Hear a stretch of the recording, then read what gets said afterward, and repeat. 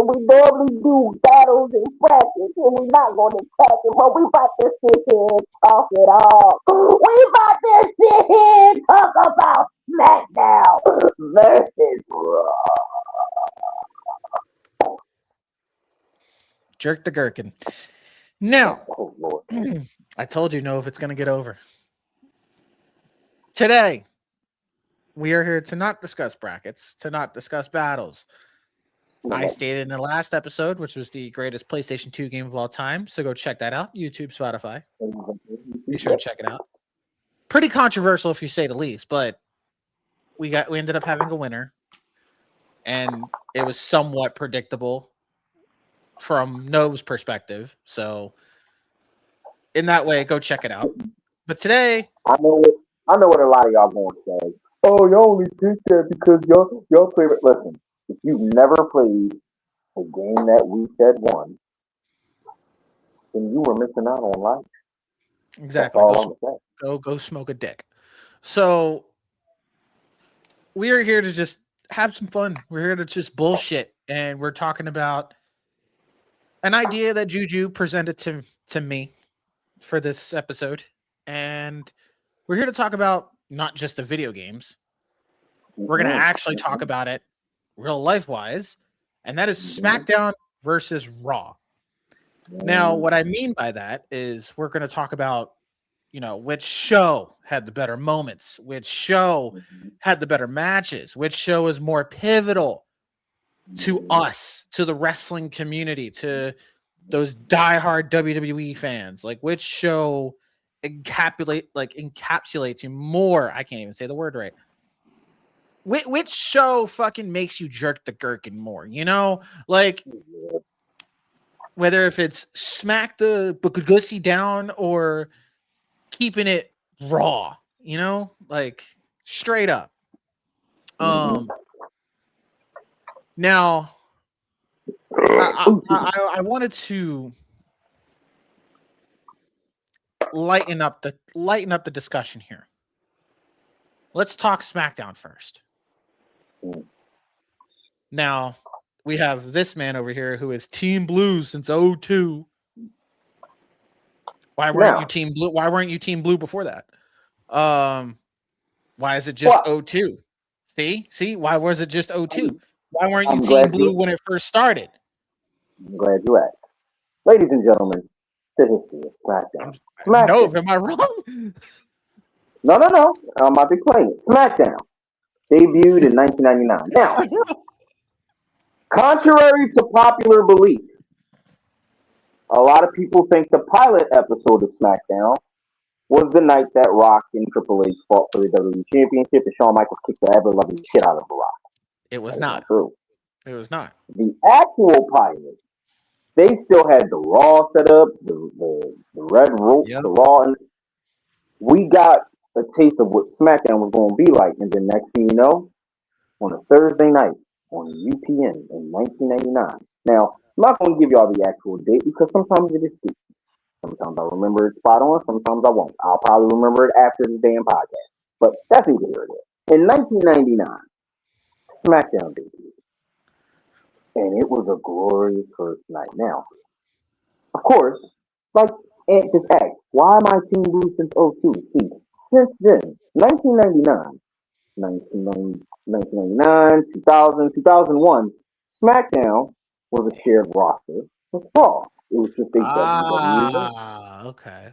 Now, the brand supremacy. It did not mean that I was not a fan of SmackDown. Because to me, especially as a kid, when we didn't have cable and we decided not to pay for the cable bill for like 1 month, which like Joseph. I was a UPN kid, and SmackDown was my salvation. And then 2002 happened. We had WrestleMania. Things were just different. WCW and ECW was already bought by the WWE. We had that god-awful invasion angle that was already over by then. And then one night, where I got cable again, watching Monday Night Raw, and there it was, the 2002 WWE Draft.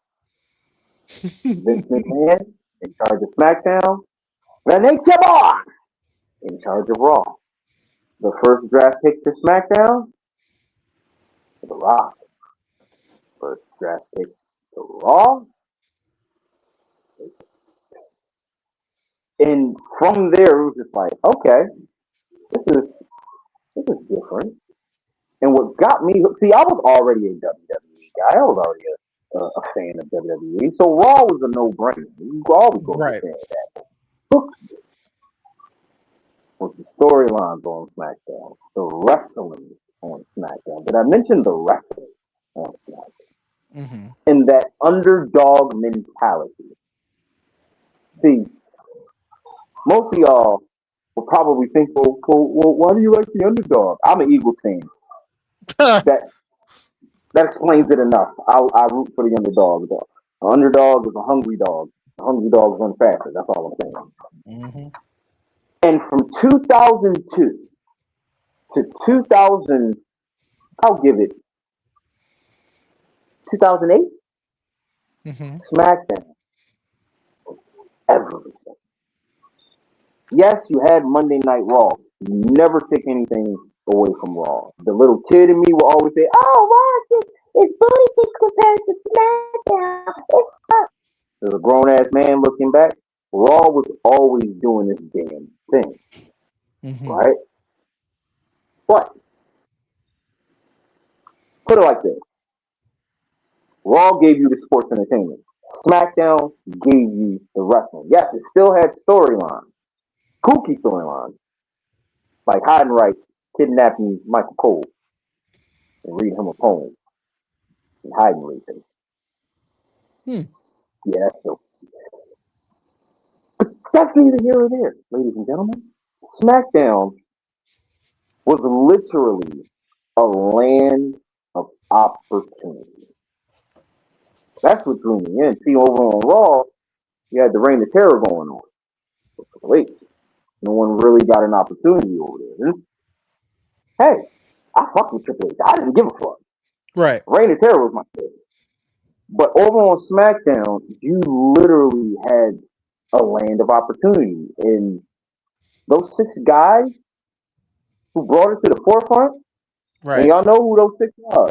The Guerreros, Kurt and Benoit, Edge and Mysterio.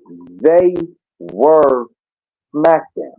Now, argument can be made that Edge literally got a better career over on Raw once he went over. Yeah. Cool. But SmackDown gave us the likes of Edge. It gave us a Rey Mysterio. It gave us a John Cena. And even though Batista came over from Raw, people tend to forget in 2002, he was on SmackDown first. So it gave us a Batista. It was Deacon Batista, yeah. Yeah, it gave us a Bork Lesnar. You know what I'm saying? Like, and it gave us the best year of Undertaker in 2007. Oh, gosh. Ladies and gentlemen, I can't explain how much SmackDown, in my opinion, at the time, was like above Raw in 2007. Like, I'm gonna put it like this: SmackDown was already doing its own thing, and we're going to talk about these certain points that I'm about to bring up later on. Once we finally actually had a legitimate SmackDown versus Raw going on, no, I'm going to come over and take your star. No, I'm going to come over and take your star. No, we had an actual brand rivalry. That's where things really picked up with SmackDown, right? The simple fact that SmackDown, if you want to be technical, has won every single Raw versus SmackDown match before the Survivor Series, right? You know, 2005 Survivor Series, you got the both of the bragging rights. They won. No one really talks about bragging rights. Yeah. We don't but anyway, we don't bring it up. Picked up for SmackDown then. The year that Taker won that Royal Rumble, you couldn't hold SmackDown back if it was an actual fucking person. That's how good it was. Like, I mean, yeah. it got me to a point back in '07 where if my mom said she was cutting off the cable and knowing that I wanted to watch Raw, I wouldn't care because I had SmackDown. Now, once 2009, 2010, and 2011, 2012 kicked in, it was like, no, I need cable to watch Raw. Still Team Blue too, but I need to watch Raw. This is bad. Fair. And then we had another draft. 2016. Smackdown. Wow. Things got better for SmackDown again for a little bit. For about a year or so. And then the dog food in 2019. And then we go into 2020. A year of uncertainty for both brands. And in my opinion, at that time, both brands was on even levels. Like, oh yeah, dog shit. Sucked. Yeah, it sucked equally for me. And then SummerSlam happened. They said you'll never see it coming. Here Roman we go with the tribal chief shit. I'm giving the history. Roman Reigns came up. You built the bloodline on SmackDown. You had other shit going on SmackDown that was just as interesting as the bloodline. A lot of people may not want to admit it, but it is true. You had a lot of shit going on SmackDown that was interesting next to the bloodline. And then, of course, Sami Zayn being a part of it. That whole boom, SmackDown was up. Shit, Roman said it best. I take 1 week off and SmackDown sucks. It's almost as bad as Raw. You don't want nobody to say that. You don't want nobody to say that. Mm-hmm. And now the tables have turned. It's Raw. First debuted in 1992. Manhattan Center in New York. The likes of Undertaker, Shawn Michaels, Bret Hart, Yokozuna. No one gives a fuck about Hulk Hogan. Raw is the reason why WWE is there. I may be Team Blue since '02, but I know my shit now. Raw and Nitro is the reason why we had the Monday Night Motherfucking War. See, we don't talk about a Thursday Night War because everyone knew SmackDown was better than fucking Thunder. So who the fuck really watched it? Right? 2002 happened. Same story with SmackDown, draft, and yada, yada, yada. We know. And now we're here. Now, I just thought this whole time you were Team Blue since '02 because it rhymed. I legit thought that's why you kept saying Team Blue since '02. I was like, oh, he's rhyming. That could be a t-shirt. But now that you explained it, okay, fine. You've been always a SmackDown fan up until whenever. So, in that case, Nove, I'm going to turn the attention to you. Mm-hmm. I have noticed that you said before that you were a Raw guy. That you've always been Raw. You were Raw over SmackDown. Any particular reason why? I think my main reason for being a Raw guy was because you did it Raw. Depends on the chick, but anyway, that's besides the point.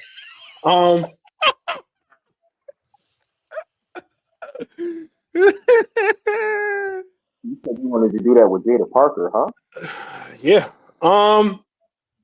No seriousness. I think Raw was the show that had the more legendary and memorable moments. Okay. On top of that, outside of it being the flagship show, as they called it, like it was the inception to the Monday Night Wars and everything. And I think that's where all of the legends, all of the celebrities, all of the, you name it, any walk of life, they would end up on Raw. Right. So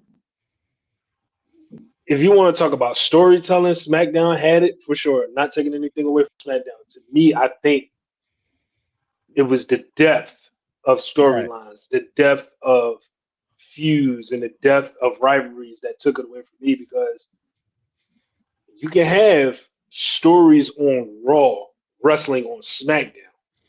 That's a hell of a combination. You can't go wrong with that. Sure. And the superstar caliber, you talk about Triple H, Goldberg, Kane, Flair, Orton, Edge at times. I know he was, even Cena. though people, Cena, The Rock, Austin. The Rock, Austin, all those cats. Like,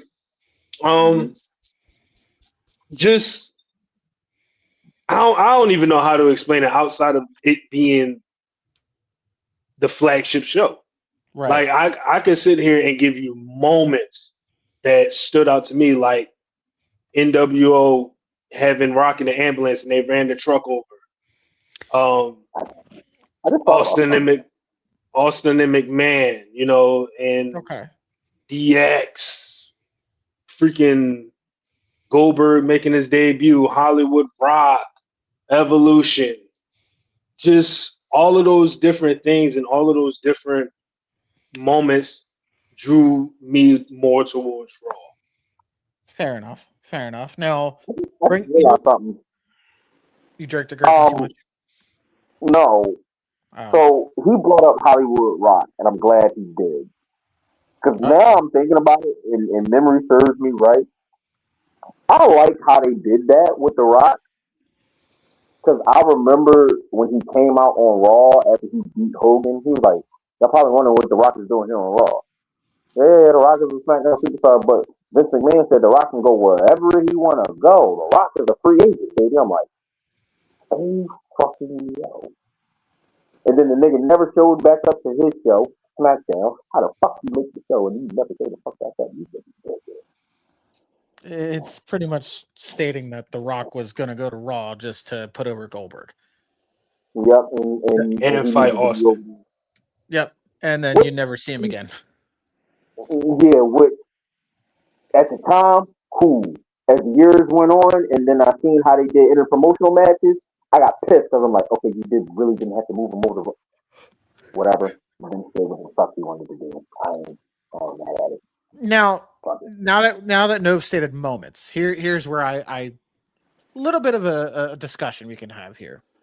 Mm-hmm. First, let's start with Raw, since it's the flagship show. It's the number one, literally staple of the WWE. Without Raw, we wouldn't have anything during the week. I'm going to be completely honest with you. SmackDown, as much as I love SmackDown, it's still forever. It will be forever the B show. It will be secondary. A lot of old timers are about to say, "Well, we had WWF superstars instead." No. The thing is, Monday Night Raw, since its first episode aired, it was just, it was literally off to the races right there, and it's still going on different platforms. Where if it's USA Network, Spike TV, I think it was TNN, and then fucking, back to USA, and then Netflix. So it's like, same thing with SmackDown. SmackDown's been jumping from channel to channel, where it's UPN, CW, Sci-Fi, USA. To the CW. Then it was on my PHL 17, which they should have never fucking done. Yeah, we don't talk about that. Yeah, no, that was a disgrace. Then they moved it back to the CW for a little bit. Then went to Sci-Fi. Then Fox, then USA, and still you're on the USA. But like, this is the second time SmackDown's been on the USA Network, though, because I do remember it was on the USA Network before Fox. And then it went to Fox, and then it went back to the USA Network. So, fair. Now, you brought up moments. It's only there because USA still wanted wrestling in their zone, and they were like, damn, we still wanted to keep Raw. Well, yeah, because according to Swerve, AEW was going to Fox, but that wasn't happening. So, you brought up moments, Nov. Here's my question to you, since you're the Raw guy in this situation. If you had to pick a Mount Rushmore, 4 moments. You know what? No, not even the Mount Rushmore. In quoting to CM Punk, the 6 grandfathers. 6 moments that you think made Raw perfect. What would those 6 moments be? Of course, the infamous 1, 2, 3 Kid and Razor Ramon. Oh. Okay. You have. You might as well. In fact, instead of a moment, you might as well say Austin McMahon rivalry. That whole the whole feud itself is just the whole feud itself. Okay. You can say Austin and Tyson will be another moment. The face to face. The face to face. Okay. So there's so many. That's the thing. The DX formation. The original DX formation, right? Not even the original. I would say when Triple H took over. You have that. And brought out X-Pac and the New Age Outlaws. Yep, you have that. Mankind winning his first WWE championship. I'm waiting for you to say one. That ended WCW, yes. And Juju's just waiting for that one. Triple H coming back. Triple H coming back in 2002. That's a good one. Yeah, that's a damn good one. It's so many. It's so many. It's hard. It's really hard. I mean, that's a given. To be honest with you, because wait, which one? DX invading WCW. Oh yeah. I'm thinking outside of the obvious ones. Yeah, you're trying to think of moments that, yes, they're special, but you don't want to go to the predictability of the moments. It's yeah. Like, okay, DX invaded WCW. Austin beat up McMahon in the hospital bed. Fucking Mae Young had a baby. Okay, but like, we get that. And even Undertaker sacrificing Stephanie almost on the cross. Yeah, we get that. Yeah, like, it's so many. It's so many. Same thing with so then that resorts to you, Jew. What pivotal moments would you say would be the 6 grandfathers for SmackDown? Like, what do you think those 6 moments could be related to Raw that could, seem a little bit better? SmackDown, you got to throw Big Show, Rock, Superplex, breaking the ring. That's obvious. Yeah, breaking the ring. Fat fucks. You said it, not me. No one asked him to be 295 pounds. You got the invasion of Raw. To SmackDown? Oh, in 05. Yeah. Shit, not even 05, but we got 04 as well with the the original. 04 was on Raw draft night. Well, SmackDown was getting ass whipped because Austin came out with the ATV and then waved everybody the fuck down, and then he started whooping everybody ass. Who the fuck gonna beat on him? Nobody. 05 was the one where Batista got chokeslammed on the window. That was on Raw too. So you got the ring breaking, Raw invasion. You got Teddy Long's wedding. That's on there too. With Jagged Edge of all people. Meet me at the altar. This is going to be a controversial one. That shit. This is going to be a This is gonna be a controversial one because, in my opinion, it helped Raw, but it was just lit to see it on SmackDown. You gonna say Billy and Chuck? I was gonna say, I fucking knew it. They got their ass wet. Did you say 3 minutes? He said whether it's for an hour and eternity or 3 minutes. Hang on. The crowd popped. Did I just hear myself say 3 minutes? Took some fucking glasses off and ripped the fucking skin. He got Stephanie like. I will say, hold on now. Uh-oh. You may call me a perv, you may call me an ultimate goon, but Stephanie, in that you know what I'm talking about. You know what I'm talking about. The introduction of Stephanie as GM, panning in, saying welcome. Yeah, I get that.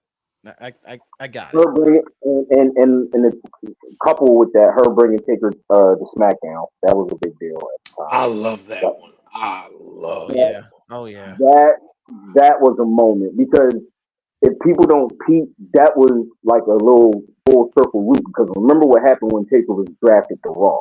He was pissed. Yes. What the hell, bitch? You said you was gonna pick me. You said you was gonna pick me. His daughter is the one that brought him over. And then I mean, there's a lot. I mean, each show has moments. Brock and Kurt rivalry. Mm-hmm. I mean, I can go as far as say Kurt getting chokeslammed off the scaffolding by Big Show. I remember where I was with that. Kurt looking like a fucking dead. Kurt on the floor looking like a dead body in GTA. Just dude. Yo, we literally thought he died. He didn't die. Everybody thought Kurt died. We was like, yo, he just murdered Kurt on live TV. Okay, we want to go that route. The greatest fuck you swerve was we thought Vince McMahon blew up in the limo. Next week, oh shit, Benoit's dead. We got to kill the storyline. And Vince McMahon comes out and says it himself. Like, in my mind, I'm like, okay, you just got blown up in a limo. How the fuck were you going to play that off? Look, it was 2 weeks. Because I remember he got blew up in the limo. They had another Raw to follow. It was 2 weeks. It was 2 weeks. Stephanie came out and announced that they were going to have a tribute show, a 3-hour tribute show for Vince McMahon. Mm-hmm. And she did that. I love you, Dad. And then the next week, oh shit, Benoit's dead. I will never forget that one backstage one. I forget who said it. I think it was Sergeant Slaughter. He said, I know you're not up there with him. And I know you might be somewhere down here with him. I was like, but that's the thing. Really, like, in my mind, I'm like, how the fuck were you going to maintain that story? Knowing that you were going to come back years later on TV. Like, that's where it blew my mind. I'm like, if you're going to pull off, I ain't gonna hold. I ain't gonna hold. If they wouldn't have did it then, that would have been the perfect way to write Vince off the TV when he was out. Hey yo. And that was also the thing, because even with that, when he did it with the limousine, he tried to do it with the whole giving away $1 million thing, and the set falling on him to write itself off. It was stupid. It was like a curse. It was like okay. So stupid. But like, my thing is, I ain't gonna hold. If you were going to pull off, hey, I'm going to die on TV type angle, you just better not be on TV for the rest of your fucking life. Mm-hmm. Like, yes, you're going to get caught backstage. You're going to get caught, like, outside kayfabe-wise. But, like, if you're going to pull that shit off, pull it the fuck off. Like, I was pissed because I literally put my phone number in for that, John, dog. I just remember watching it, and I obviously it was like fake. It was shot beforehand, and you clearly see the hesitation with his foot. I get that, Mm-hmm. But when I first saw it live and the limo blew up, I looked at it and I was like, huh? And I remember it was a 2007, and I remember watching it, and I'm going. I think I was at my dad's at the time, and I go to ask my dad. I'm like, I didn't say the fuck because I was in like 7th grade, and I'm like, what is this? And he even said it himself. He's like, this shit's stupid. Like, I didn't. My jaw didn't even drop. I was just like, what? He's dead? I said, hey, shit. My mom straight looked at me, but she understood it. But then 2 weeks later, I'm really talking to her. Yeah, but that's the thing. 2 weeks later, an actual death happened, and here we are seeing him on TV, and he's explaining the story. Like, oh, we were supposed to recap the ultimate demise of Vince McMahon, and he's like, unfortunately, we had to cancel the show, empty arena because Chris Benoit has passed, and I'm like, dude, what? That made my jaw drop because I was like, wait, what the fuck? Like, dude, I tell you, when I seen that limousine explode, I had no choice but to be like, he's dead. And I'm sitting here stuck like, what is happening? Who's gonna run the company? Like, it was so many questions. Because honestly, I'll put it to you like this: when he was going through that whole promo of him being like zoned out of his mind, and like he was losing his mind, I was like, all right, I want to see how far they're going to go with this. And I'm sitting here like, okay, he's walking through the backstage. I feel like this is like a this is your life in real time. Like, everything's happening as he was walking. And then when he went outside, I'm like, okay, he's gonna drive off and everything like that. You know, we're gonna see the limousine ride off, and that's it. But when that limousine exploded, I was like, ain't no way. Did we really just witness a murder on TV? Not even a murder, a suicide, because he was the one that, like, bro.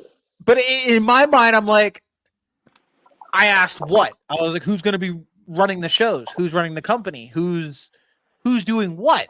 And then it was just, it's like one of those stories. I feel like that's one of those stories that Vince Russo would have pulled up. Oh, for sure. Like, listen, bro, you're gonna die in a limo, bro, and then fucking never show up on TV again, bro. Like, and also, I'll never forget the day after. I remember, being in the classroom the day after. All of us was talking about it. Like, everybody who watched wrestling, we talked about it. Yeah. But I remember going online, and they showed the clip of them putting the fire out. Yeah. And everything was like still there the very next day, and nothing was in it. No body, no nothing. We was like, how, what? Like, we was that was like the same reaction. The number one talked about thing. I think there was like that whole entire summer. It's like, where was his body? Like, what the fuck? Like, what happened? Not even like parts of bones, like nothing.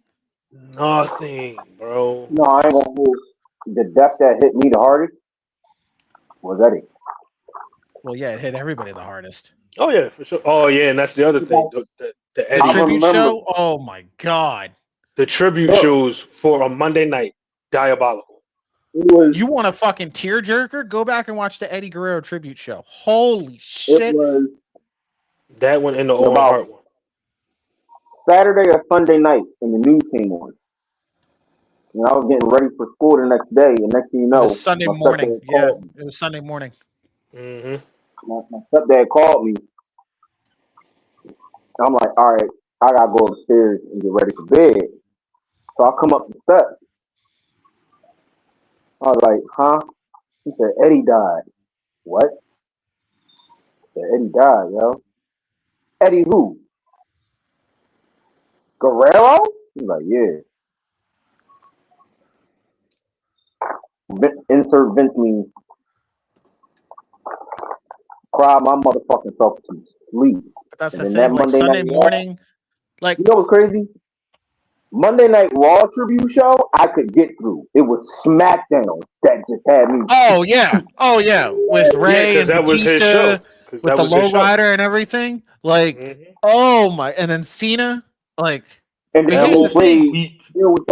Here without you on that one, I'm like, bro. What fucked me up was that I didn't even know about it over the weekend because whatever. It wasn't until that Monday Night Tribute show where they did the in memory of, like, before the show started, and it popped up Eddie Guerrero, and I'm like, what? And I remember Juju remembers the layout of my house. I'm at the bottom of the basement, and my mom's at the top. And of course, my mom's. It's not new. I've said this before on the podcast. My mom's deaf, so I'm banging the wall so I get her attention. She's at the top of the steps, and I'm telling her, I'm like, Eddie died, and she's like, oh my god, like, in her mind, she don't give a fuck, like, oh my god, because she's like, whatever. So I go back and watch the TV, and I see all the wrestlers on stage, like, crying, and I'm like, that was like one of the first, like, few times as a kid where I was just like, oh shit, that hits me, and I start crying, and I'm like, oh, like, Here Without You played, the tribute video, and then what hit me more was the sit downs with the wrestlers, and they're just fucking having a hard time talking. Like, the worst that got me was Benoit. Oh yeah, he couldn't even breathe. Like, he couldn't even, like, ball between him and what was another one that got me? I think it was Ray taking his mask off. Ray took his mask off and, like, hit his face, but he was losing it. Batista was losing it. Triple H was even losing it, and I'm like, Big Show. That's what it was. Big Show. Big Show was, and then Edge was losing it, and I'm like, oh my god, like, Big Show tried, but Benoit was the hardest. That, and then seeing, like, after watching, like, later, the years and later on, the Dark Side of the Ring shit, how they explained how Benoit went into, like, a deep depression after Eddie died. Like, I could tell, because, like, the way that man cried for Eddie, that was like his brother. Like, he was broken. And I lost it. I was like, holy shit. My favorite wrestler's, like, I'm bawling because he's crying. And I'm like, oh. And then SmackDown came on. It was even worse because they brought out the lowrider with Batista and Ray. Yeah, because when they played his music, I'm like, sir? Yeah, and then Batista drove out. He came out, went in the ring, he was saying his piece, and him breaking down in the ring. Was it Raw or SmackDown where Cena put the shirt down with the title? That was Raw. That was Raw. That was to close out Raw, right? Yeah. On SmackDown, at the start of the show, Batista drove it out. He came out in the ring. He talked. He couldn't even contain it. He couldn't. And after he was done, he took the World Heavyweight Championship and put it on the lowrider. Yeah. Walked up. I think it was Eddie's face on it, right? Yeah, that was in the middle of their rivalry too. Yeah, it was literally the whole show. The World Heavyweight Championship legitimately stayed out there on that lowrider. And that's the thing. Like, I think it was in the middle of the rivalry, but it was also building up to Eddie supposed to be in the 2005 Survivor Series match. And then they last minute replaced him with Bobby Lashley. Because he beat. I thought it was Bobby Lashley. Lashley was already on the team. It was Randy. For 05? Yeah, because he was back-to-back Soul Survivor. Right. Okay. That makes sense. Yeah. Okay. He actually had already won his qualifying match before Eddie passed. Eddie was the last one because he faced Kennedy. Yeah, and I remember that shit. We owe Ken a hell of an apology. Everybody who ever thought that shit as a kid, even if you grew out of that thought and knew that wasn't it, we still owe that man an apology. Oh yeah, for sure. He In 2005, that was the first thing that came to my brain. He did hit the shit out of Eddie with that motherfucking still shit. Yo, you killed him. You killed him. But we didn't. He didn't. He didn't. In reality, Eddie killed himself. Like his body gave out. Dog, do you not know the grief that man went through? And he even says it in interviews, because he oh my god, the one person that I'm always surprised that they keep it professional and don't fucking break down was John Cena. That man kept it the whole way through. And I think the only time I've ever seen Cena get emotional was his retirement tour. Mm-hmm. It's the only time I've seen him cry and actually feel like, oh shit, this is the end. But the fact that I know y'all probably gonna point out, but he did cry. He was acting. We're talking about genuine emotions. The whole Cena getting fired from the Creed or fired, he wasn't crying. He was acting. But for him to stay strong through Eddie's whole thing, knowing that Eddie was a part of him blowing up, especially with the first ever parking lot brawl. What? Mm-hmm. What? Mm-hmm. And feuding for, I think it was the U.S. title, but oh, Eddie put that man over. But for him to keep his composure, I don't know how he did it. I really don't. Put that man over. I commend him for it. And like I said, I feel like for some particular god awful reason, when it came down to Cena's retirement tour, nobody even mentioned him and Eddie as a rivalry. No. There's a lot of rivalries that they didn't touch on for Cena's tour.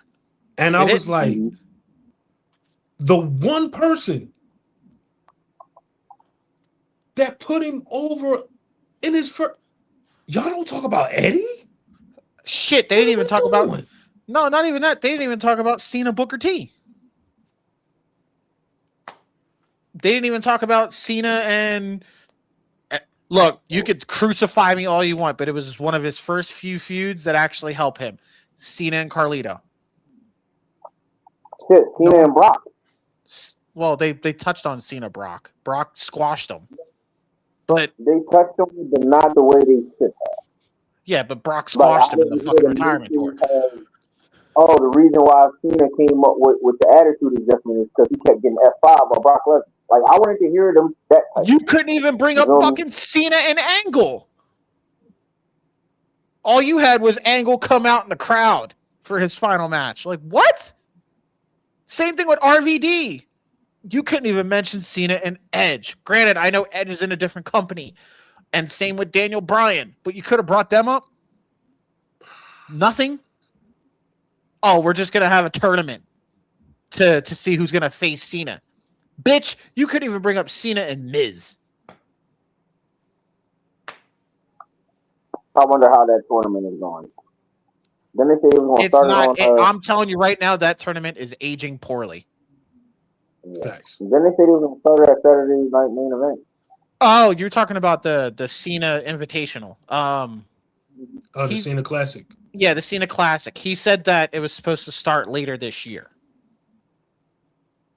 So I'm assuming after SummerSlam or towards the anniversary of his retirement, maybe? Maybe towards War Games. Yeah, which is in Houston, Texas, which I plan on going, and that'll be my first ever War Games, my first ever Survivor Series. Why not? Fuck yeah, I'm so hyped for that. But now, it's out of all of the moments like that happened on both Raw and SmackDown,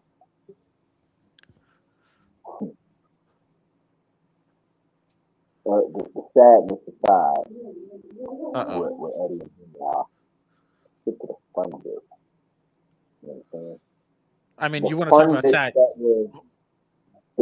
The equally disturbing part. Now, everyone likes to bring up Raw and Triple H with the Katie Vick. Yeah, SmackDown has something equally disturbing, in my opinion, with the whole Dawn Marie, Tori Wilson, and Pop. Hey. That man gave the fuck out. Listen. And then they fought at this nigga's casket. Look, I'm gonna tell you right now. Al was dropping that Riz, dog. Al was dropping that Riz. But what I'm saying, yes, it was completely tasteless with how they went about it. Mm-hmm. But I'm sorry, nothing is as worse as Triple H fucking a dead corpse. Nothing is as worse as that. I'm sorry. Like, whatever they did on SmackDown, like the dog food, the Al Wilson thing, the fucking Eddie Guerrero heart attack, the fucking, JBL scaring away illegals, nothing was as bad as Triple H going balls deep on a dead corpse. Like, with an actual funeral happening next door. You didn't know about that, did you?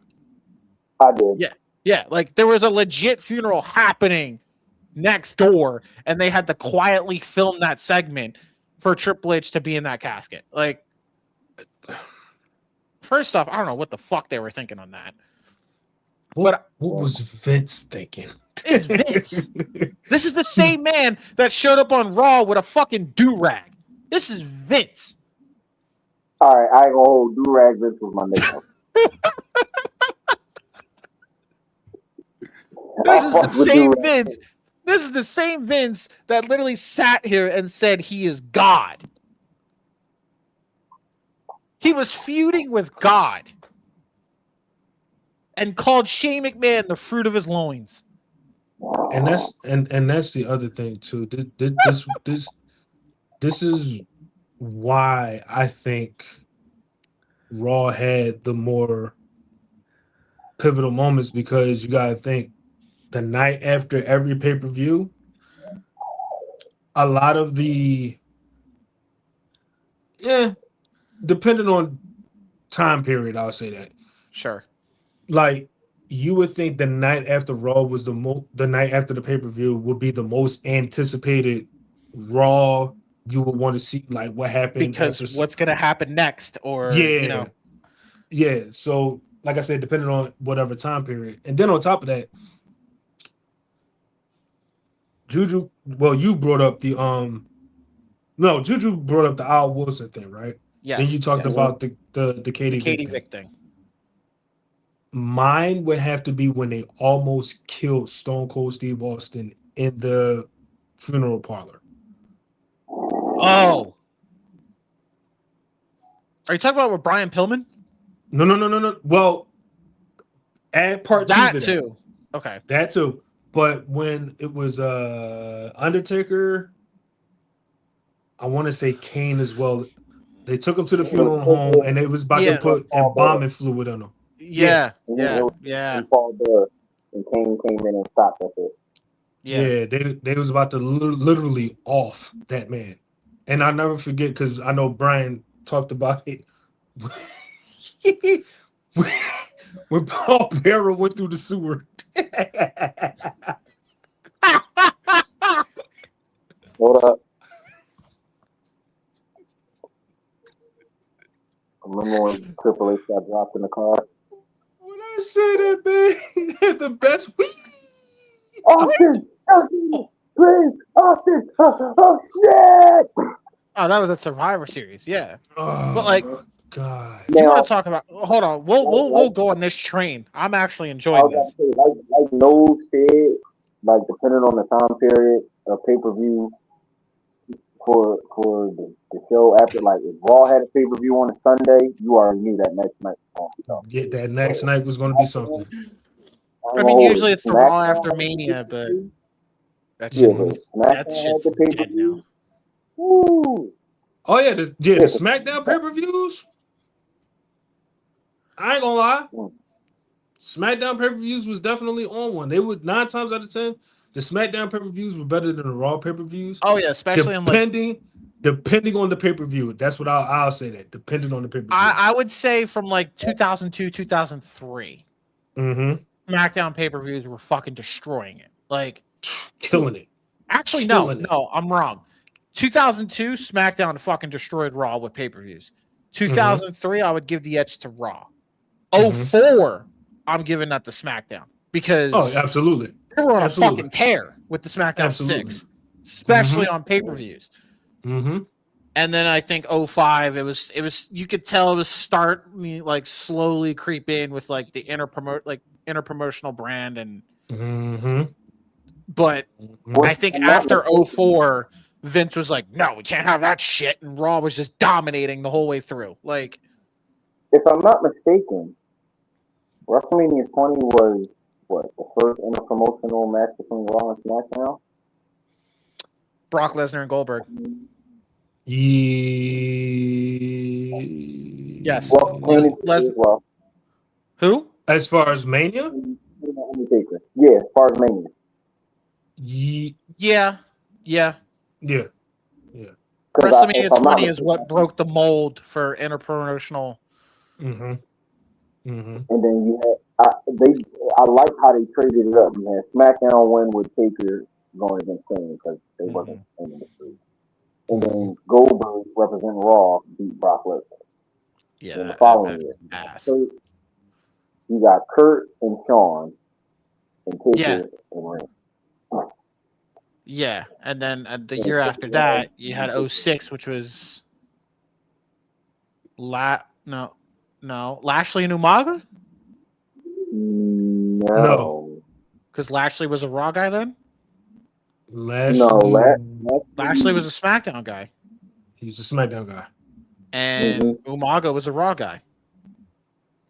Oh, that one was 07. No, that one was 07, sorry. 06 was 22, right? Yeah. I know it had been an interpromotional match on that. I don't think so. I don't think so. Yeah, I don't think it was any interpromotional matches. No. Okay. We were supposed to have Shawn and Eddie, but no, it was. Who? Money in the Bank. 05 was the same thing. Money in the Bank. Yeah. Which, a concept that Jericho introduced but never won. You want to talk? Hold on. We'll go back on this moment train now. Nothing. I'll never forget. We brought this up before so many times, even before you guys came. Choppy, pee. Not choppy or pee. Raw was definitely pushing the envelope, especially in the Attitude Era. Like they were pushing it. Like the Val Venus thing. Who the fuck? What was the fucking storyline? Oh fuck, I can't think. That involved him? Oh.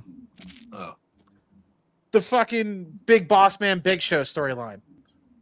Oh, that one at the funeral? Mm-hmm. Where the Big Show's on his dad's casket? Oh my fucking god. I think that started on SmackDown. It started on SmackDown, right? Mm-hmm. But it made its way. That's actually on the SmackDown DVD that I had. But it made its way to Raw, and then they feuded toward what pay-per-view did they feud towards?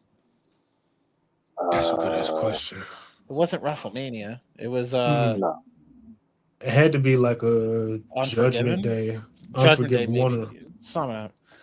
But it was just besides the Raw, like I'm just saying moments in general. Yeah, like that was a fucked up moment. And then Armageddon. Yeah. Okay. Yeah. the whole Vince and Stephanie thing on SmackDown was fucking weird. Unpopular opinion. With the whole Sable storyline, yeah. I hated when they made Armageddon a brand only pay-per-view because you can tell they didn't know what the fuck they wanted to do. Well, because first it was Raw and then it was SmackDown. No, 2002 it was Raw and SmackDown. Right? 2003, Raw. 2004, SmackDown. Raw. 05, 06, 07, 08, SmackDown. Right? It was just certain pay-per-views.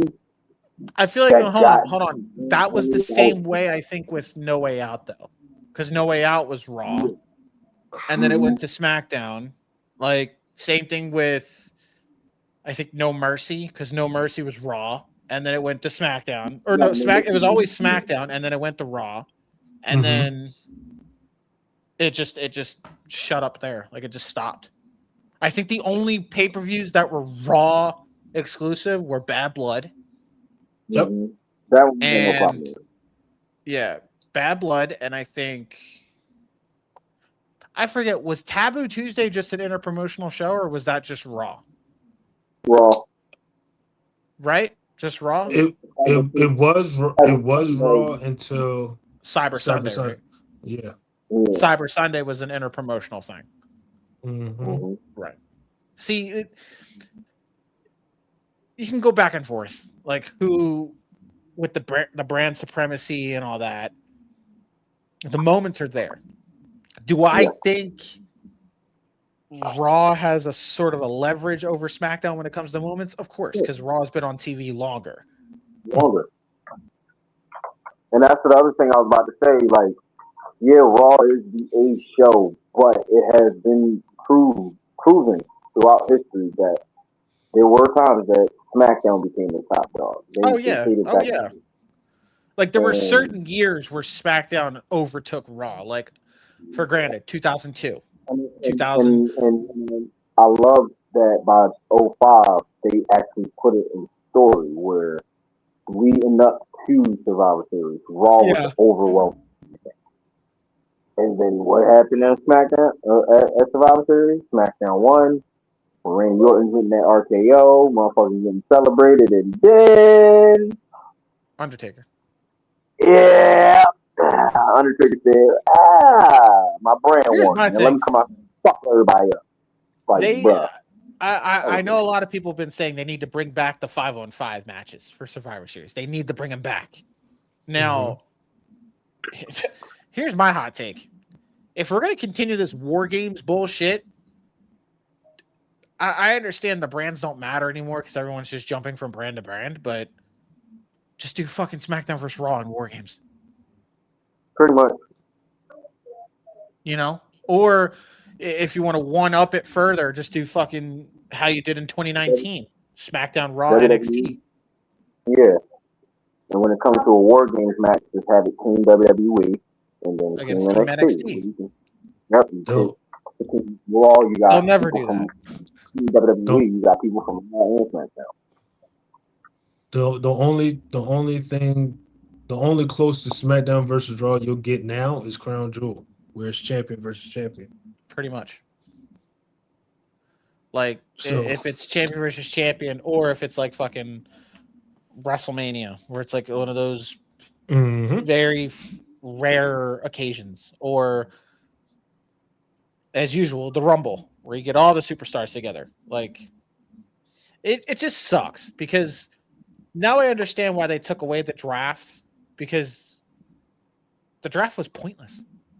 I don't know why they even brought it back 2 years ago, where it was like, okay, we're going to draft this person, and it's literally the same person you already had on the roster.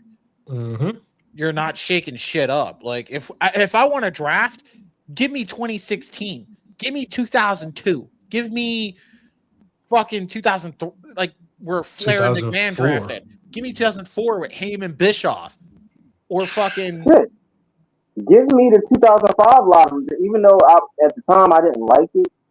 But the random draft the random draft picks just showing up, I don't mind that. Yeah. Or like even with 2000 what? 8, 9, or 2010, where they had the random generated ones on the screen. Oh yeah. Give me that. Like, shake it up a bit. Wow. Where Cena got drafted twice in one night. Like, it pissed me off. He was not going to SmackDown. Stop it. That was stupid. That was so stupid. That's why it pissed me off. No, I'm sorry. Nothing's gonna get me. Nothing's gonna pop me more was when Raw drafted Natalya, and you just see the draft board going, yeah, we got a good one, yeah. And one of those goofs was fucking Adam Pearce, and it's like, yo, what? Speaking of that, what made me mad was when Triple H got drafted to SmackDown in 2004. Yes. And then traded.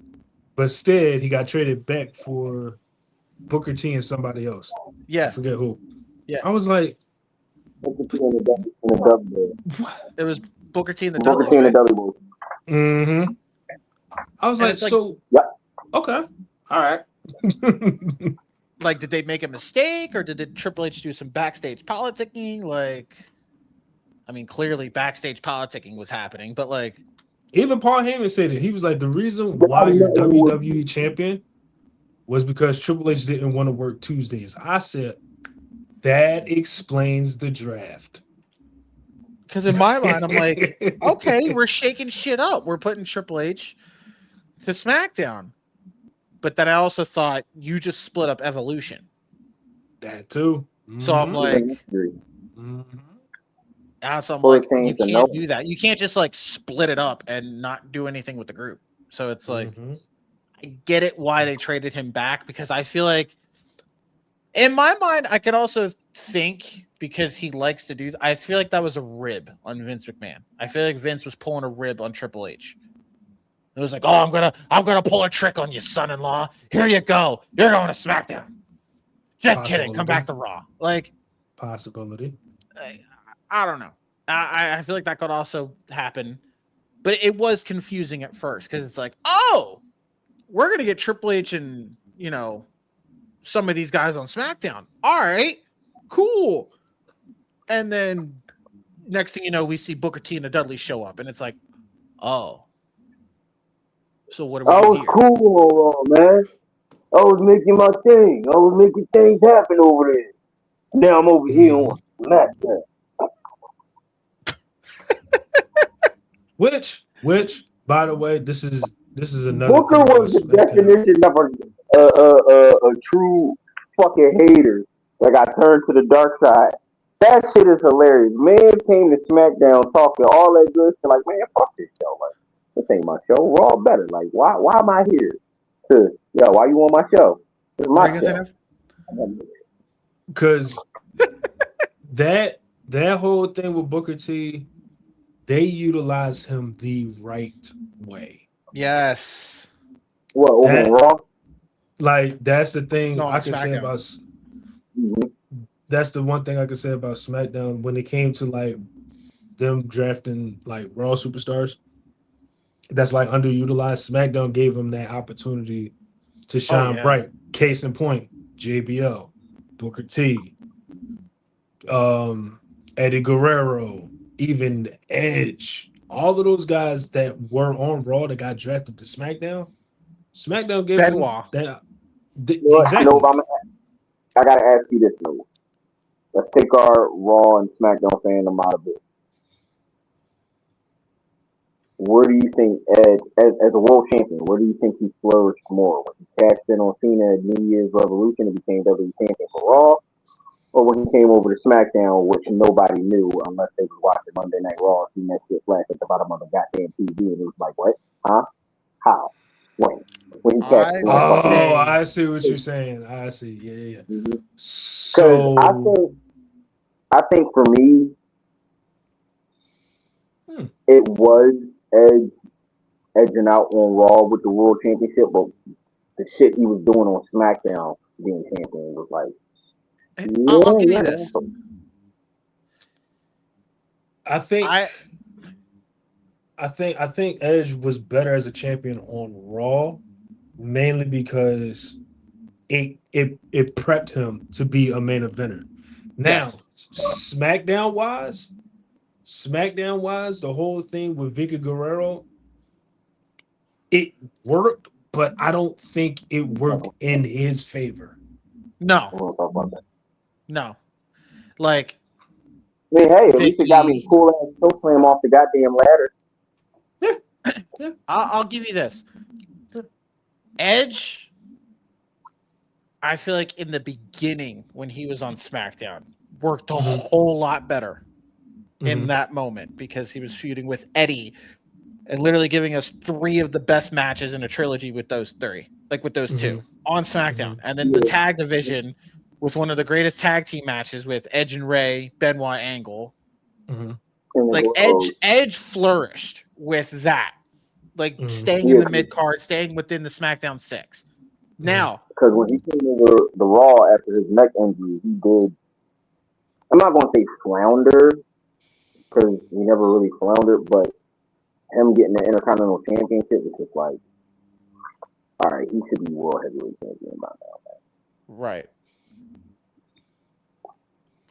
Now, it took 2 years, but here's my thing. Like, when Edge cashed it, or when Edge started going to Raw in 2005, I think I don't know if he got drafted there.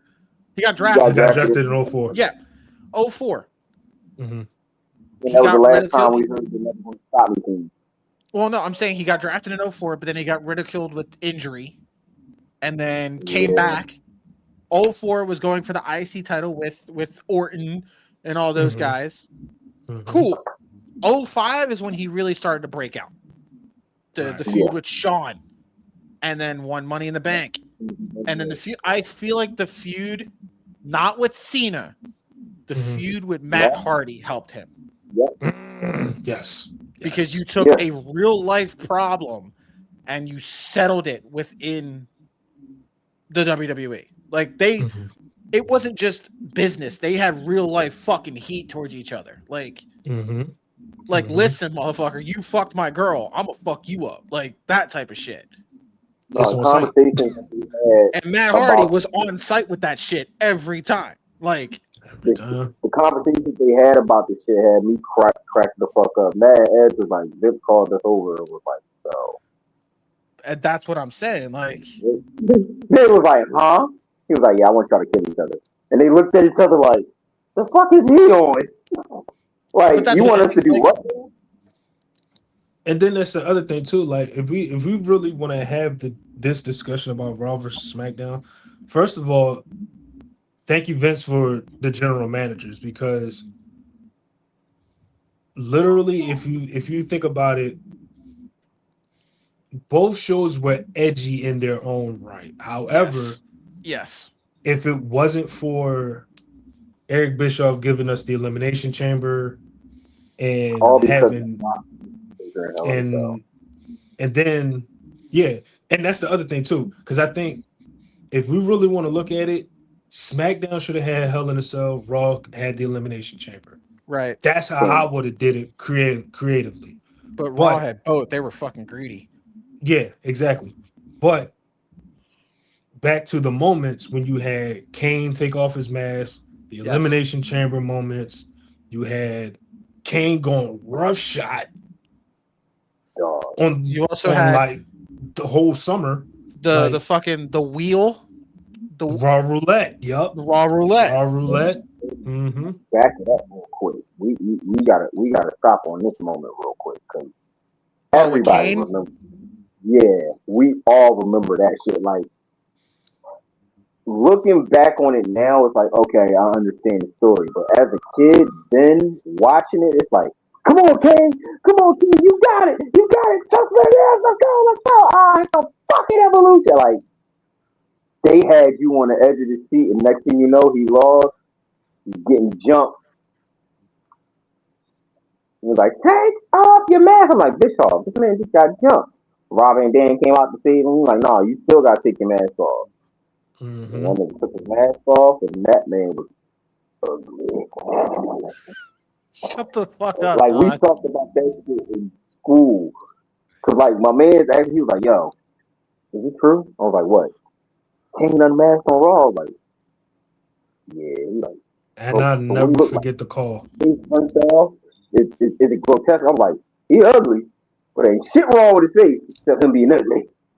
I never forget the words from JR. He said, "Is that even human?" I said, "Hey, fucking yo." And then you got the following week where he just came out and chokeslammed the living bullshit out of Eric Bischoff, almost killed that man. It's fucking Isaac Yankem. What? Dog, like this is how much of an impact that moment had. Like the trajectory that it went on. I remember me and my older cousin, because I didn't get to watch Raw at the time where it was on Spike TV. Right. But we had shows like Afterburn and Bottom Line. And when Bottom Line came on, I said, "Yo, cuz, come here. They about to show Kane. And that moment played, we was both like, yo. Like, what the fuck? What the fuck? Ladies and gentlemen, y'all heard me say this before, but I will reiterate again. In the 2000s, we had the weekly lineup of Monday Night Raw. Mm-hmm. Thursday Night Smackdown at the time. Then we had Saturday, where they will play Afterburn, which is for, them recapping Smackdown. Or they would have Velocity. Oh yeah, Velocity and Sunday Night Heat. Velocity came on later that night, and then we moved to Sunday morning, that is. You get Bottom Line. And of course, they replay Confidential and Experience. And then later on that night, Saturday had Velocity. You gotta have Sunday night. And y'all heard me say this shit before. I gotta say it again, especially now. Sunday Night Heat was a godsend when you could not order it, because you knew what the set, you knew what the ring looked like. You like, all right, I can't order the pay-per-view, but I'm good. I see what the set looks like, so I know they're about to do something crazy. Like that moment of Kane unmasking, like I watched it live and then waited until Sunday to watch Bottom Line to see that shit again. And like you said, it's been Kane's trajectory, which oddly enough, we didn't see it at the time, but of course, looking back, it sent him on the trajectory of his brother. They're like, all right, man, we got Kane being a monster again. Oh, Taker. Yeah, we need you to be a monster again. Fuck that, dude. The fact that I sat there and watched Shane McMahon get his balls electrocuted on TV. Bruh. Linda McMahon getting tombstoned. That whole thing with the limo in the backstage too. Oh, with the fucking under the truck and shit, and then the fucking what was it? The dumpster fire. Dumpster fire. Yep. I will say this now: Shane and Kane put on fucking elite television every week. Did they ever? That feud was fucking elite, and I don't give a shit what anybody says. That shit carried Raw into Survivor Series 03. Oh, and outside of the Austin Bischoff shit, Shane and Kane fucking carried that shit. And then you had Kane putting JR on fire. Yeah, Austin. Austin Bischoff, Kane and Shane, and then Taker and McMahon at Survivor Series. Yeah. Those were the things that anchored it, because they all, minus the Austin and Bischoff, the Kane and Shane and Taker and McMahon. Holy shit. Because right after he dismissed Shane, what the fuck he did? He went out there and helped Vince and Barry Taker. The Brothers of Destruction took on the McMahons. Yeah. In theory. Like, that's crazy. In theory, yeah. That's crazy. And I know we're talking about SmackDown versus Raw, but I just gotta say that y'all heard me say this. That opening shot that Taker did to Vince is still hilarious to this day.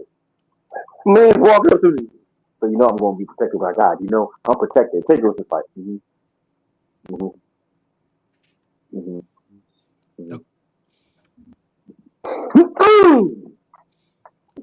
Next thing you know, this motherfucker was split. I'm like, damn.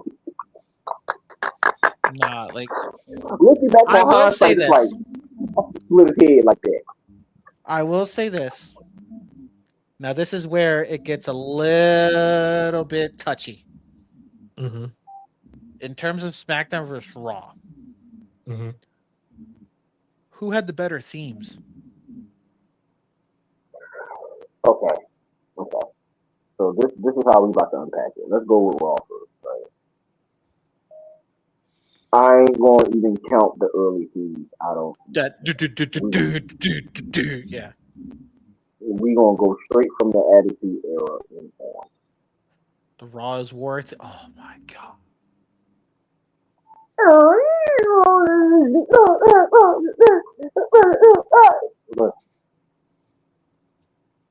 Iconic, right? And we thought Raw was my favorite. no more yes. iconic. And then you got forget the God. Across the Nation was my absolute favorite. With the fucking the opening video package too. Oh my god. Bro, that's the only that set and the Raw is War set is the only two sets that I didn't get to enjoy. I think I've only enjoyed like seeing it live. Oh, I wish. Oh, I've seen the SmackDown Fist once, and that was the night. So have I. So have yeah, I. that was the night The Rock was on the jumbotron feuding with Hogan. And you were talking. You know what I'm talking about. Okay. I know what you're talking about. Talking about. So we had that. We had Across the Nation, and then after Across the Nation, we had To Be Loved. I hated that one. I actually liked it. Whoa! I actually liked it. And then you had Burn It to the Ground. That one, that shit was fire. I don't give a fuck. Okay. Hot take on that. The Nickelback one grew on me after Rock came back. That one grew on me. In 2011? Yeah. It grew on me. Actually, no. I'm lying. No. They had it Burn It to the Ground from it was like 07, 08, 09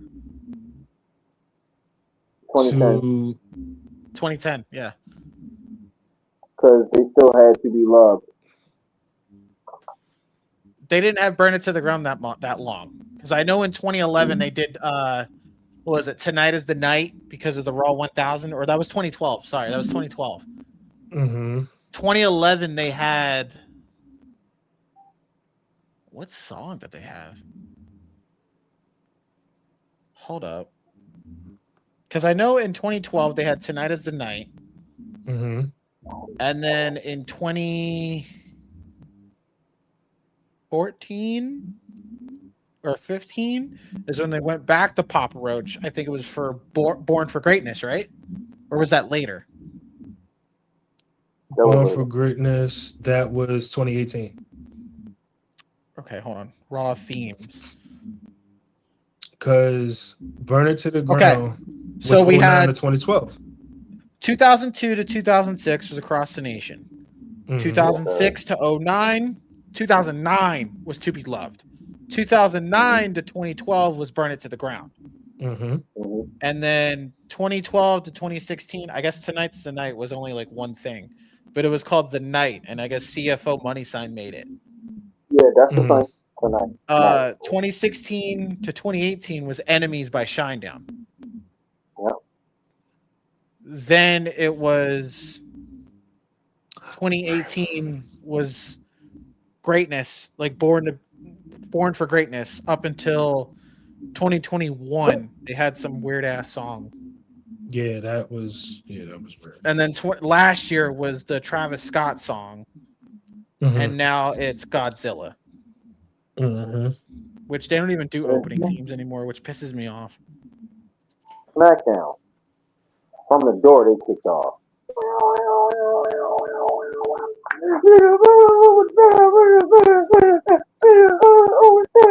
I don't listen. That's my shit. I don't give a fuck what anybody say. I don't give a fuck if I don't understand what the fuck you're saying. That's my shit. But then 2002, they hit us with a little flippy flip. They said, "Yeah, we're gonna get y'all some animation."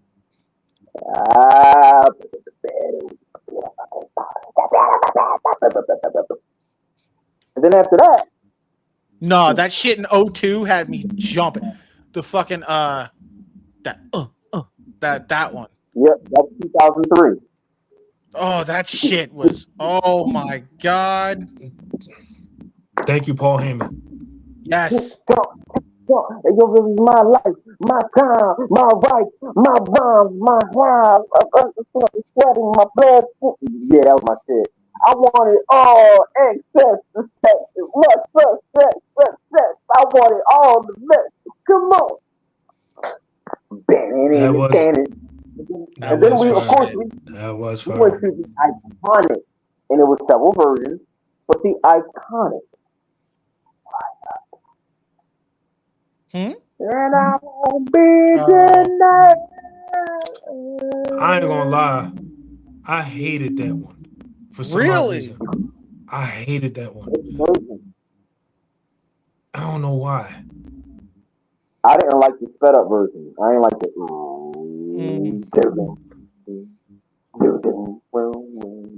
No, fuck that. You know what haunts me to this day still? And I can't even listen to it the same anymore? The fucking WWE version, ECW theme. Oh yeah, thank fuck boy. Yeah. Like you know what I'm talking about. Yeah. That guy. I fucking hate that song. Like anyway, every time I listen, I'm just like, ew. After Rise Up, we had Know Your Enemy. Do you know your enemy? The song before that. Oh, the Unstoppable. Let it roll. The one they were on when they were on Sci-Fi, right? No. Okay, got it. I got it. Okay. Everybody on the ground was the yeah. The Beautiful People was 01 to 03. Mm-hmm. I Want It All was it was made by Jim Johnston. He went hard. And the fact that he came out in a recent interview and said, like, this is what got me. He said you could sit at your dinner table, eat your dinner with the TV on in the background, and you'll know whose theme song is playing back in the day. Like, you'll know who it is. He's like, nowadays, you can't even tell anything. He's like, and that's what needs to change. So in my mind, hey, TKO, WWE, you have a gold mine still sitting right there. You mind paying the man to bring him back so we can get banger themes again? The question is, and trust me when I tell you, I'm with you, but the question is, can he still do it? The reason here's why I say it. Here's why I say it is because why can't we can, I'm not saying he can't. I'm not saying he can't. I'm not saying he can't, and I'm not saying that he can't. What I'm saying is what we're used to, the generation afters aren't. So it's not like that. I'm not saying that he wouldn't be able to do it. It's the fact that can he at least take what we know now, yes, and make it what we're used to. Fuck yeah. I like I said, I have no doubts of it. It's just how, different generations of fans. Put it this way. And I'll you're talking about the generations here. I guarantee you, if you would insert Jim Johnston into this generation with the music and the knowledge that he has, I will much guarantee you that the music that he would pretty much relate to the past and bring it to today, it would hit a lot harder, especially for the fans that have grown up with this business, that has grown up with this company, that are still watching it to this day, will be like, oh shit, that's what the fuck I'm talking about. That's a goddamn theme song, not the typical people like same generic beats over and over again over the same guitar riff over and over and over again. Like, fair. That's what I'm saying. I think Jim Johnson can still do it. If not, I'm still on the fence, or not on the fence. I'm still on the train of, hey, just fire Def Rebel and get fucking CFO money sign back. Like, at least something. Because I'm tired of Def Rebel killing these songs that we're just getting used to. You know, I'm surprised WWE didn't even reach out to Timberland. Never. Considering he is, or at least I think he still is, a wrestling fan. I don't know. Whatever he is, he's too busy working with AI. Fuck that shit. Like he's been involved with WWE for quite some time. I'm surprised he ain't even.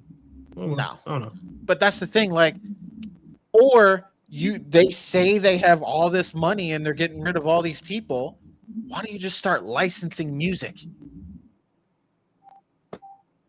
We've been saying it since day one. Like, California drag.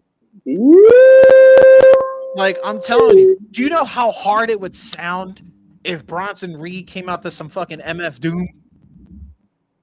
Like, sure. LA Knight with California Love, Dominic with the Gangsta Lean, fucking, if you're able to give Punk what he wants with Cult of Personality, granted, I know he's had that for years and that's in his contract, but like, come on, imagine, I don't know, Seth Rollins coming out to a Bring Me the Horizon song, or like you were able to get the Wonder Years to play Becky's song. Like, imagine though, right? Like, that's money printed right there. Just license the music. How hard it would sound. I'm not. Or if you had Braun Breaker coming out to a fucking Disturbed theme. Facts. Shit, Facts. Dude. Yeah. So after I Want It All. After that. For I Want It All, it's Rise Up from 04 to 08. Mm-hmm. Let It Roll was what it was called, 2009 to 2010. The one you were just singing, the Let It Roll, yeah. Mm-hmm. Know Your Enemy was 2010 to 2012. I think that was the sci-fi era. Mm-hmm. Yep. And then this is weird. The secondary theme for that was Line in the Sand. The Evolution theme. Really? Yes.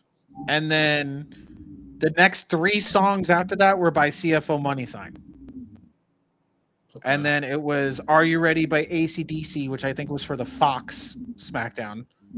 Are you ready? And then the last one was Def Rebel, and then this one is the Megan Thee Stallion theme. Still, good time. Which is, I fucking hate that theme. I'm sorry, I truly do. What made them go that route anyway? I think they were at a weird time where they were trying to reintroduce hip hop, and they were just picking the wrong artist, like Megan Thee Stallion. And then on NXT, you had Sexy Red and Lil Wayne doing the intro to NXT, and it's like, really? We doing that now? I'm sorry, the worst was fucking Fiend. I mean, you already got Eminem with Rap God on Raw, so Godzilla. I'm sorry, I keep saying Rap God. That's what threw me off. They just started randomly playing that out of nowhere. Mm-hmm. Like, they got rid of Travis Scott's theme, like, no problem. They just started playing Eminem, and I'm like, what? But it would make so much sense if you gave me an opening intro. Like, I get you're on Netflix, I get you're on USA, but you don't have opening intros anymore. They don't. They just go right to the show, and it's like, what the fuck? What is this? Get this shit off my TV. Like, I guarantee you they would benefit more if you just gave me an opening intro. They don't even do opening pyro no more. No. Nope. They just go straight to the recap, and then they go straight to the show. Mm-hmm. They turned it into literally like a drama. It's like, what the fuck is this bullshit? Fuck this shit. But yeah, in terms of overall themes, I think Raw has the slight edge because I did fucks with Raw like hard on some of the themes. Man, that across the nation was untouched though. That was no. Look. I'm gonna put it like this: 2002 to however long Across the Nation went. It was I think it was 06. But once Rise Up hit, that's where it was. Matter of fact, not even that. Once we start hearing beautiful people alongside with it, and then I Want It All. Especially I Want It All. That's where SmackDown was starting to. Oh, the Jim Johnson one, yeah. Yeah, and then Rise Up hit. I think they fell off with, like, even though I liked it, I think they fell off with Let It Roll. Oh, and SmackDown, yeah. I think Raw fell off after they did Burn It to the Ground. I think it was like when they did the Raw 1000 and introduced a new theme song, which is Tonight Is the Night. Granted, I like the song, but I'm like, it doesn't fit. It doesn't. But like, and then you had Born for Greatness with Papa Roach again. And I'm like, okay, there's something, but it still doesn't hit. It still doesn't connect. I think after, like, in the later part of the 2010s is when Raw and SmackDown just stopped giving a shit about theme songs. And I'm like, what happened to my television, man? What happened to this? We were at its peak. What the fuck happened? So I again, slight edge goes to Raw with the theme songs. Memorable moments. You could say they're similar. I would give the slight edge to Raw though, because again, they've been on TV longer. It's more talked about because Raw is the staple. Matches. This is where I always thought we already touched up the greatest Raw match on cable. We haven't touched anything on Netflix yet, but we touched on the greatest Raw matches to ever exist on television. And the lineup that we had. And then some that weren't even named. Those were great matches. However, I did feel at best the better wrestling happened on SmackDown. Especially when it was at its peak, I think in 2002. Going in with the SmackDown 6, the tag division. When it came to the tag division, I think SmackDown just whooped Raw's ass every time. And that's what I was about, and I was going to mention that too, because I think there were brief periods of SmackDown where it was nothing but tag team wrestling. Dog, they whooped Raw's ass when it came to the tag division. I said, yep. We're gonna have ourselves a tag team match, player. Yeah, dog. As far as tag team is concerned, I give the SmackDown as far as tag team matches. However, tag team stories, Raw got it. Yeah. I feel as though the better stories happen on Raw. If you want your stories, you want your drama, Raw. If you want your wrestling, SmackDown. Yep. Like Raw was literally main focus was story driven. It was more promo than wrestling. SmackDown was more wrestling than promo.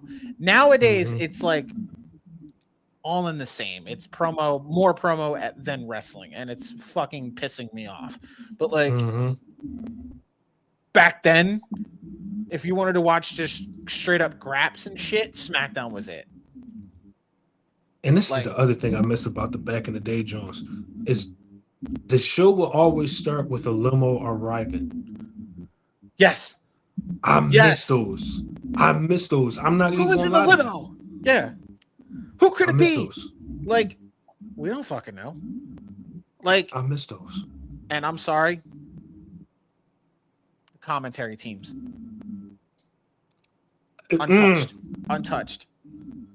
You had JR and King on Raw, Michael Cole and Taz, literally the voices of our generation on the call. And that's a tie right there for me, because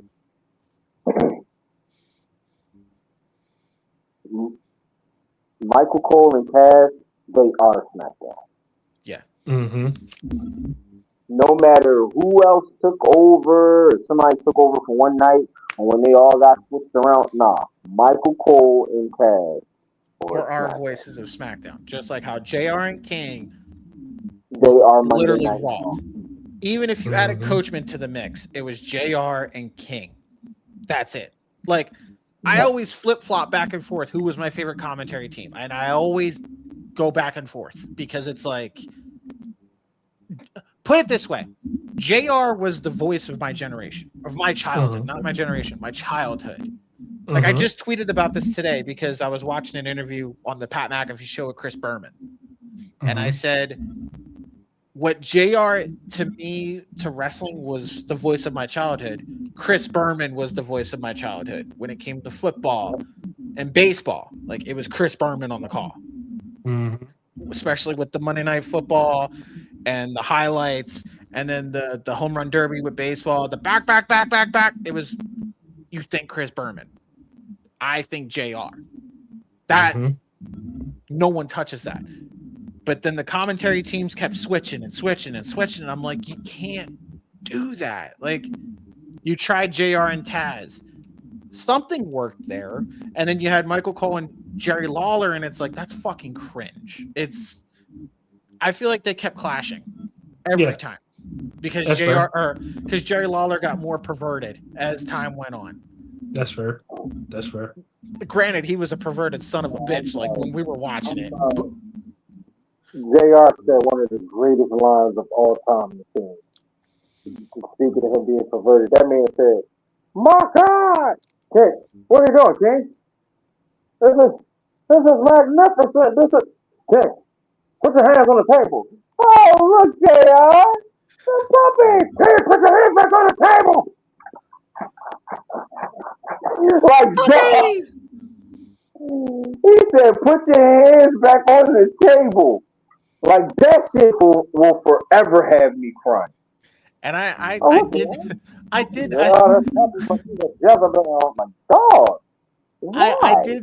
I did peep this though. If you go back and watch Jerry Lawler's commentary from when he started on, if you notice, that man never said any wrestling moves. Oh, the Lawler? King. Yeah. He never said. Yeah, he always made a sound, or he just started making jokes. And it's really like, didn't start making moves until like later on. Or like Michael Cole. Yeah.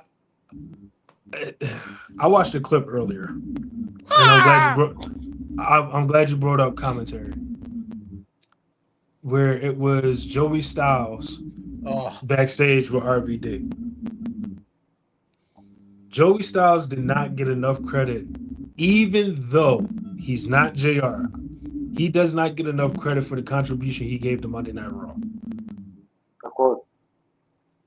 Like, he did his best with Jerry Lawler. He did his absolute best. And I can't blame him for, not feeling as comfortable as he wanted to be. But at the same time, it was like, you called every move, every hold, tried to tell the story at the same time. Like, you really tried to bring legitimacy to professional wrestling / sports entertainment. Exactly. And that's where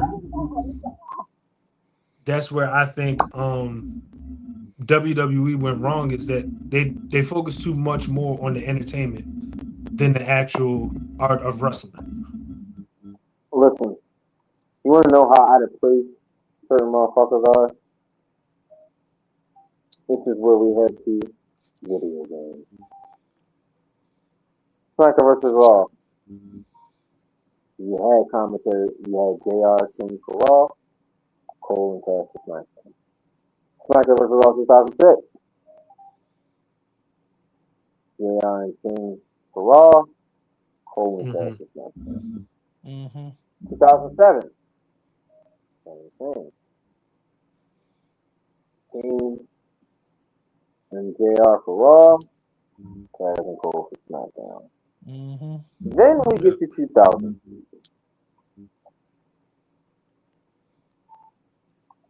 King and JR for Raw, Taz and Styles for ECW, Cole and JBL for SmackDown. Mm-hmm. And I could tell how out of place everyone would sound, except for JR and King, because they just kept the same line. But the lines that Michael Cole had interacting with Taz sound so weird when he was talking to JBL and vice versa. JBL calling him Twinkle Toes was not it. I'm just like, yeah, no. Mm-hmm. Taz doing the DC music singing, and then Joey Styles saying what Michael Cole was supposed to say. It wasn't it. It wasn't it, baby.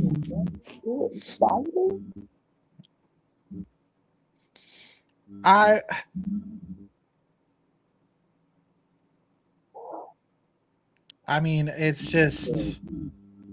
I'll say this: video game franchise wise, SmackDown got that, of course. For what?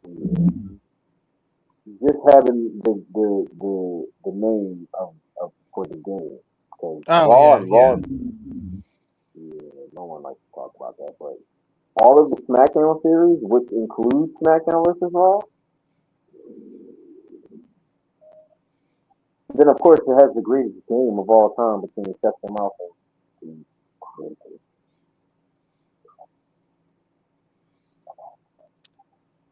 It's just when we talk about this, it's always going to be a topic of conversation. Which show's better? Which show do you enjoy more? Which show do you look forward to more? Which show is the weakest of the two? Like, it's always going to be a topic of conversation between SmackDown versus Raw. And at the end of the day, we all have our opinions. We have Team Blue since 2002, and we have Team Keeping It Raw with Nove. You know, like, at the end of the day, these are two shows that are never going to go anywhere. These are two shows that are going to be on the same brink of television until the company dies, which it never will, until WWE decides, hey, let's change the name. Whatever. Which I don't think they will. It's too pivotal. Plus, with The Rock on the board, he's never changing SmackDown. The show was literally named after him, like for The Rock. And that's the thing.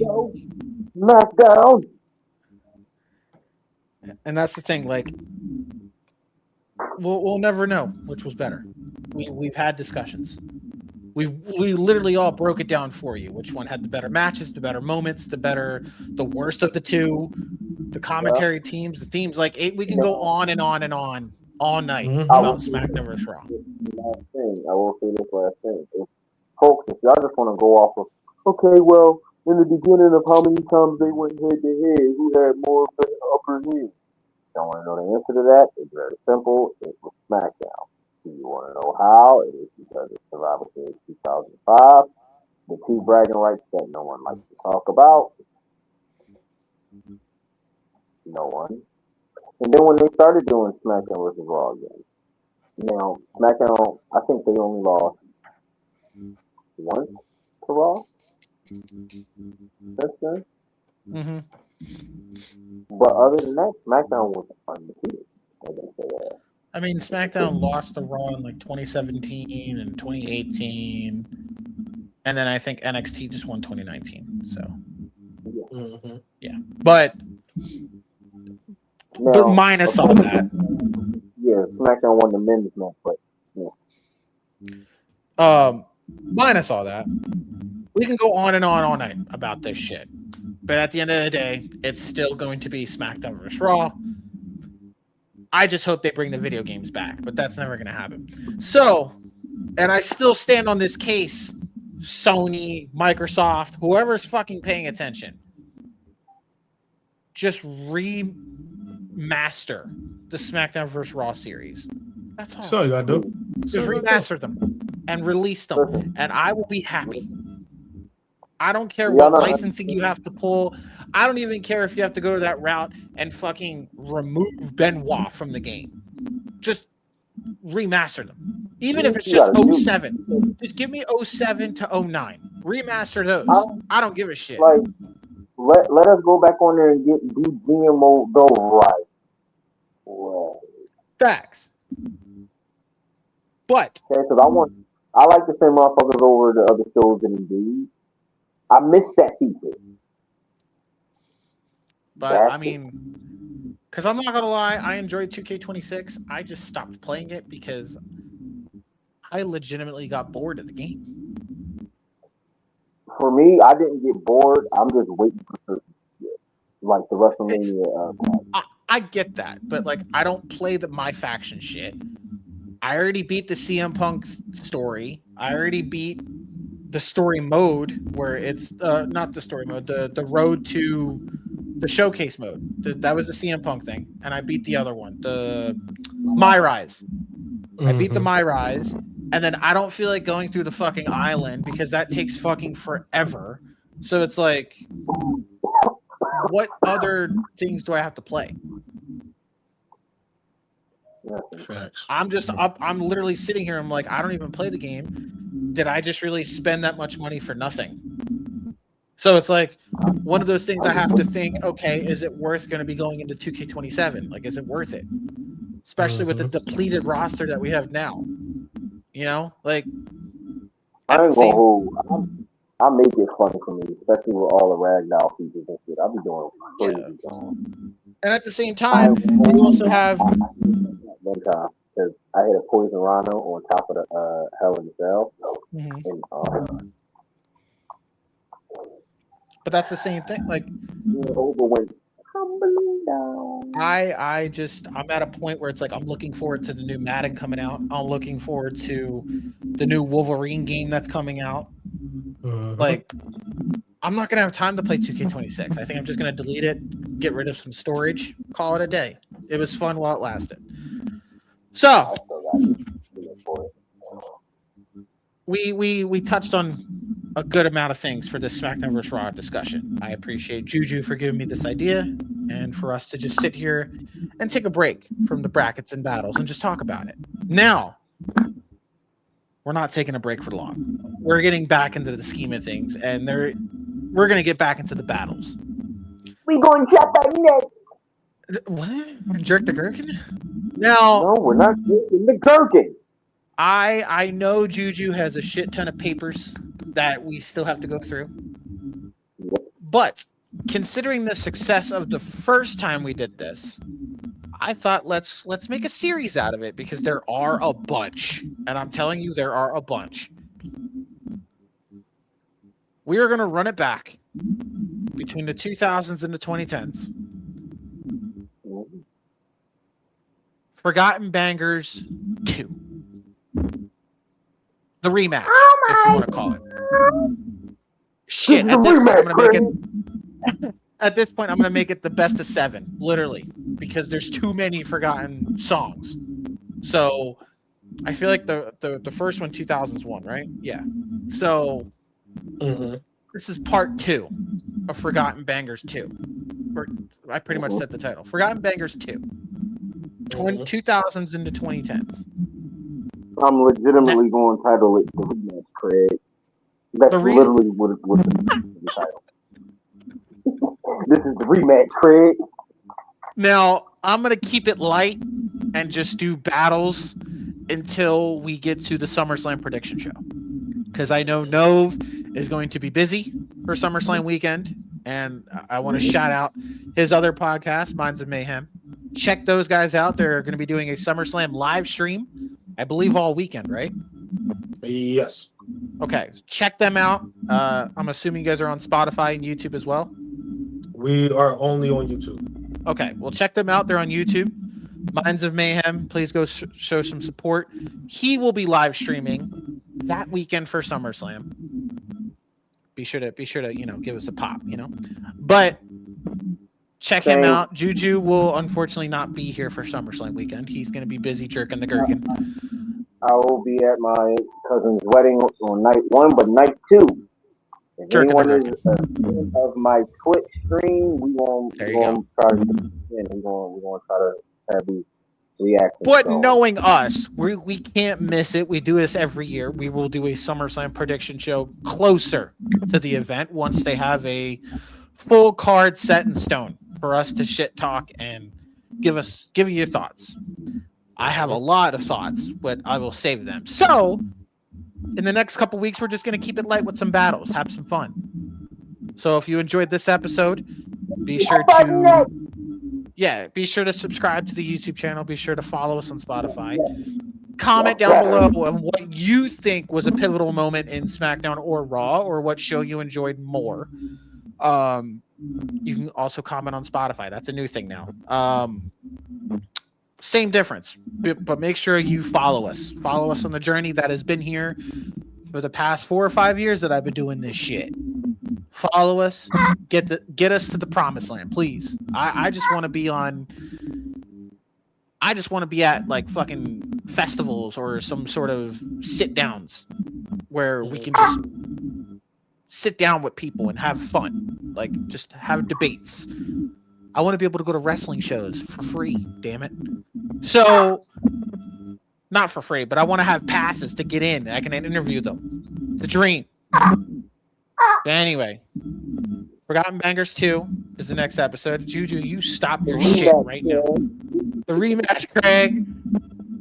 On that note, we hope you enjoyed it. Mr. Singing Man. Yeah. We'll let him take it. I need to make a theme song for this shit.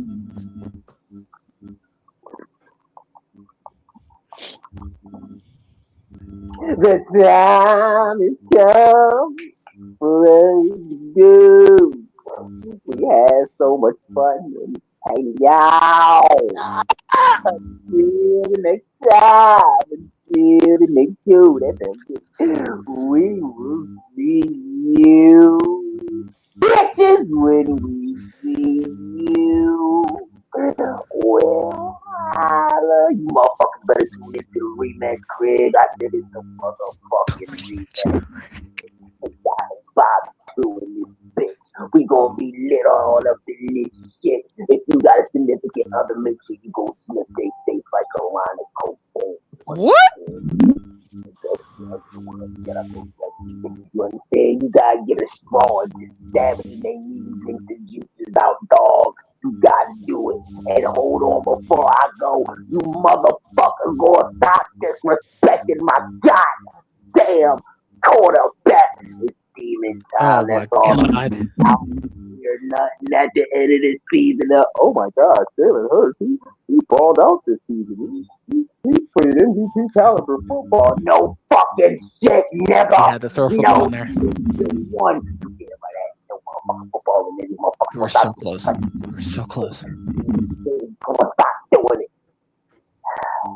Any motherfucking way, y'all better tune the fuck in on Spotify, YouTube, like, comment, subscribe, or I swear to God, I'm gonna find the fattest motherfucker I can find. Y'all gonna get sat on and get lost in motherfucking Narnia with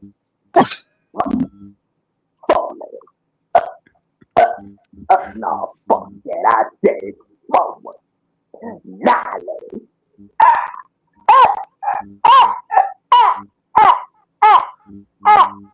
Greatness. Greatness, motherfucker.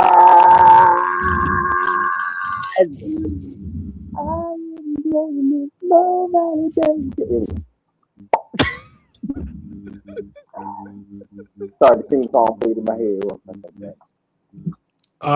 Yeah, and this show has been sponsored in part by Smackdown doing it raw.